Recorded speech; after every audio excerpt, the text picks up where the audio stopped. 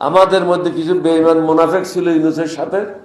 আমি বারবার বলেছিলাম কিন্তু ইউনূস সম্বন্ধে, আমি তাকে 1975 থেকে চিনি।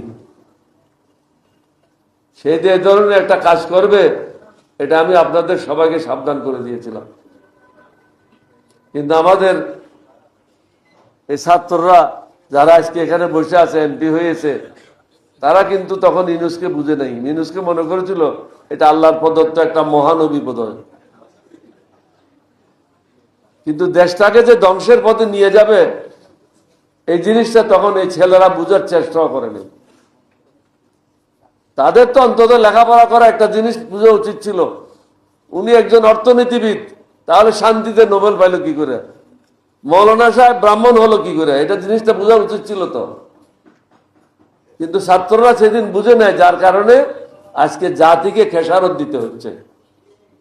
শাহাবুদ্দিন চুপ্পু ব্যাংকের একজন কর্মচারী, কিভাবে বিভিন্ন ঘটনার সাথে জড়িত, সে কিভাবে রাষ্ট্রপতি থাকে। এটা জাতির জন্য একটা কলঙ্ক। ছাত্ররা অর্ধেক পথে এগিয়ে রণে ভঙ্গ দিয়েছে। কাজ যেটা ধরবে সেটা শেষ করতে হবে। আমি একজন মুক্তিযোদ্ধা, আমি যখন যেটাতে হাত দিই ওটা শেষ করি, আর যদি শেষ করতে না পারি ওটাতে হাত দিই না। এখন তৈরি হতে হবে, সবাইকে প্রস্তুতি গ্রহণ করতে হবে দেশটাকে সঠিক পথে পরিচালনার জন্য।